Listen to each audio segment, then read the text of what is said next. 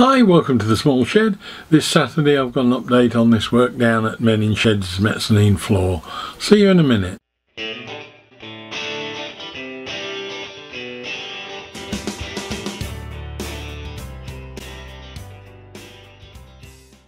So welcome to a hot, sweaty shed. It's 28 in here at the moment. It'll no doubt climb higher as the video goes on because I've got the door shut and it just gets warmer and warmer. One of the problems I've got with putting so much insulation in the walls is that it won't let heat out, never mind keeping it in. So it gets warmer and warmer as I operate machinery in here.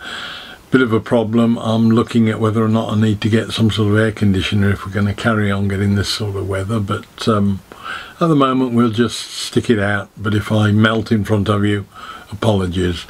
I did an update at the end of, I think it was June, on how things were going at the mezzanine floor for Men in Sheds. We've had the approval to get the work done. Everyone's happy with that, and we actually made a start a couple of weeks ago. So I'm going to just run you through what we've done to date, because effectively that's taking up 2 or 3 days of the week that I would normally be doing videos, that I'd be putting something out from here. But I just, as I mentioned yesterday, I'm just not got the time at the moment until this is out of the way. So come and have a look, see what we've been up to, and I'll run you through where we are up to date. One other apology, there is something gone very strangely wrong with the last set of stuff I did with the GoPro. I don't know whether I've altered a setting somewhere. Trouble is, I don't know enough about what I've done with it, either accidentally or otherwise, to know what I've done wrong, but it appears that it's cutting sections short. It's making it actually makes me appear as if I'm walking around like a sloth, and that probably is normal, but in this instance there's something going on. It's sort of like slowing the video down when I put it into the editing suite. It's perfectly alright if I look at it on its own, but as soon as I put it into the editing suite it gets upset. So it'll be something to do with frames per second or something. I've set something up wrong. Apologies for that. I don't think it impinges on anything too much, but if you think I'm wandering around a bit slow, I am, but not that slow. But let's have a look and see what's going on. Now, fortunately for me, the fire alarm, fire exit lighting had to be checked down at the shed. So it gave me the opportunity 2 weeks ago, I think on the Monday, to go down on my own. They don't like us working in there on our own, obviously, because it's likely to be a problem if anything happens to you. But because there was a guy sitting in a van outside waiting for 3 hours until the emergency lights went out or didn't go out, I was okay. So I got a chance to get ahead of the game a bit by getting some of the preparatory work done on my own before any of the other guys came down, and started off with just getting all the insulation out of the roof and then disconnecting the main lighting again, because the power was off, to test the emergency lights. It meant I could get all the suspended ceiling lights disconnected. I'd put 110 volt lighting in there previously so that we were ready to go. And of course, once the main panels were out of the ceiling anyway, the tiles, it meant that there was enough light coming in through from the ceiling lights in the main cladding on the building. And again, I spent quite a lot of time unscrewing the wires and getting them all tidied up with insulation tape and stuff, and then realised that effectively it's a big loop from the junction box round all the lights, and that most of the wiring was coming out anyway. So I ended up basically just cutting them off at the light units and cutting them back to the junction box.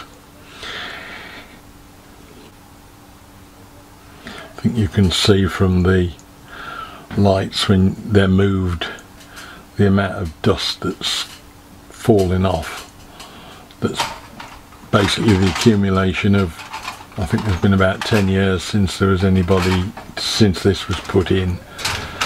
All that dust has just accumulated on top. So for once I actually did bother to wear a dust mask, and was quite glad I did, even though it tends to pinch the nose a bit on top. It certainly saved the lungs. Then next job up was to try and remember how a suspended ceiling grid comes apart. I'd had dealings with it probably 15 years ago at the Model Railway Club. It's just like Lego, but you've just got to get that right technique of twisting it the right way and giving it enough force without too much force to get it to disconnect, but it soon unclips and then all comes apart.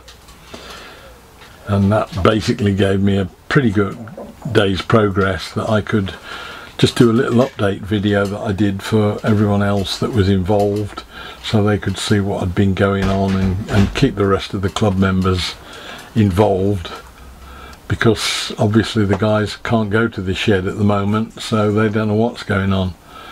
There's a little bit of measuring up to do to sort out holes in walls where I've got to put supports in for a beam that needs to go across in front of the door to the toilet. So I measured all that up so that we could hit the ground running when we'd had our next work day.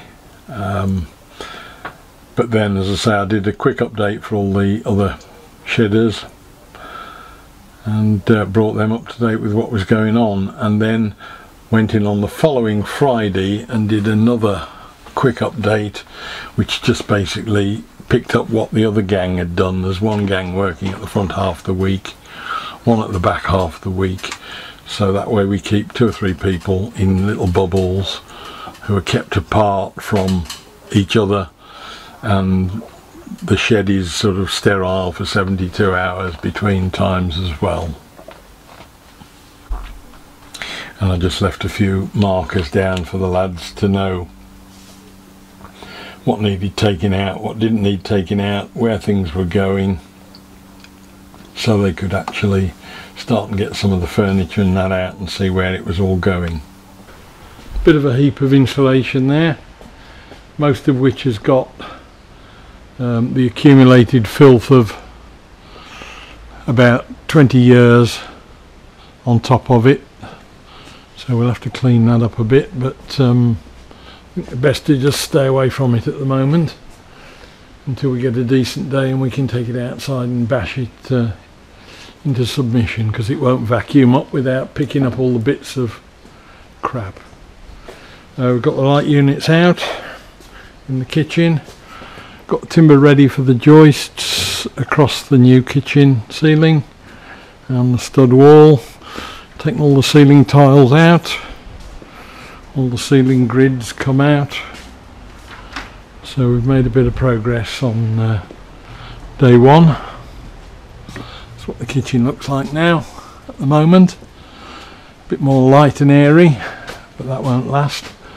And we've got some markers as to where we're putting the new wall in.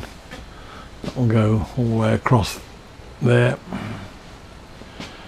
and then we'll have the rest of this whole area from there backwards. Now will be open workshop when we get the ceiling out of that bit and clear it all up.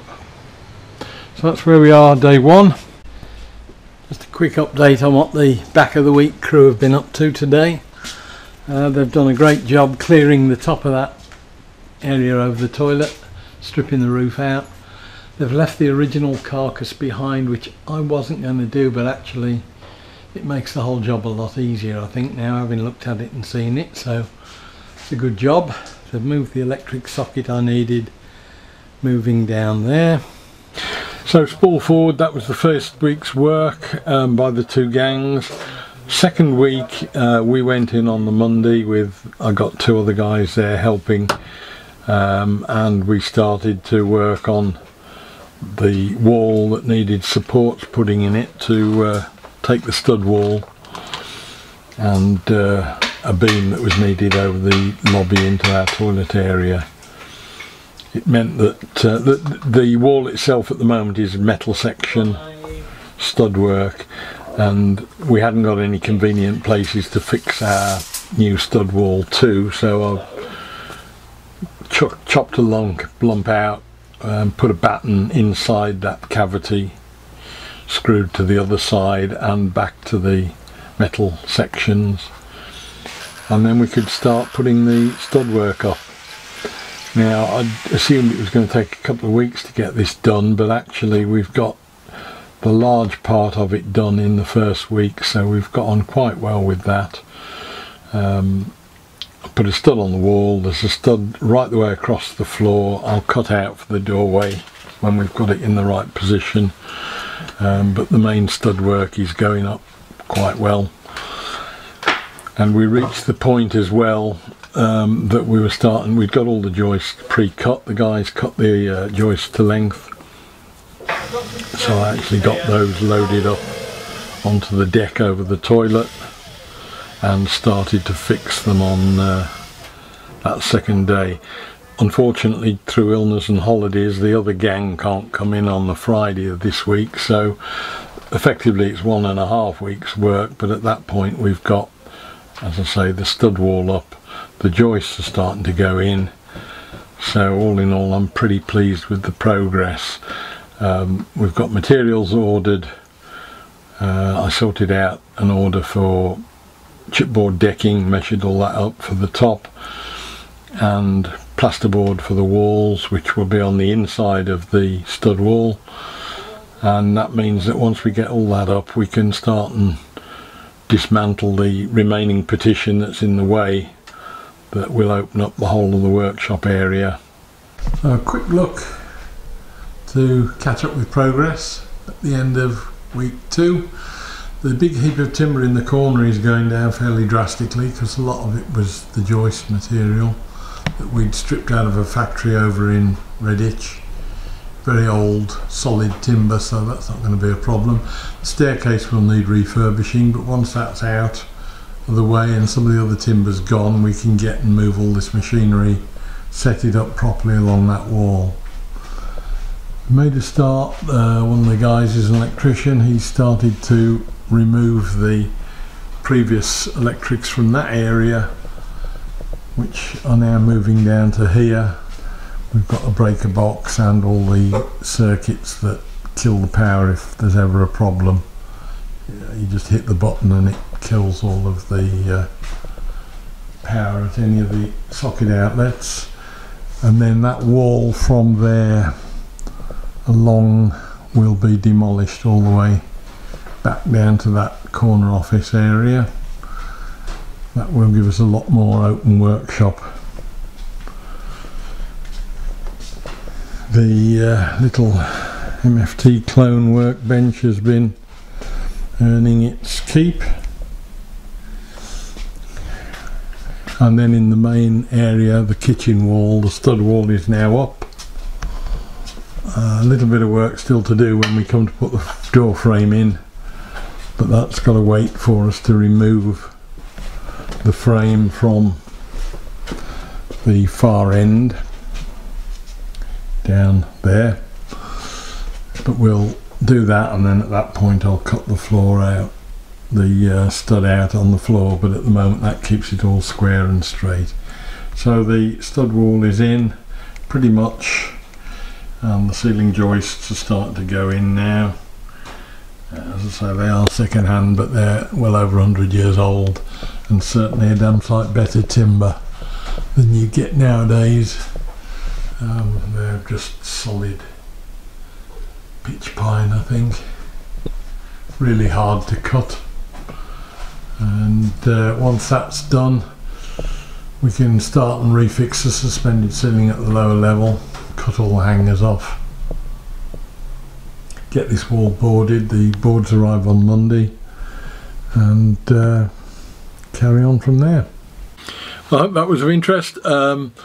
Got another week or so down there at least, if not more, but I will try and keep it to one more video that we just finish off, put in all the plasterboard up, get the ceiling on and in and re-erected, and get the place back working again. I hope the video was of interest. Look forward to seeing you next week. I'll try and get something done and up on time. I think I know what I'm going to do next week, but I've got to find some information that's buried in computers elsewhere. But as soon as I can do that, should have a video up next week, and I look forward to seeing you then. Bye.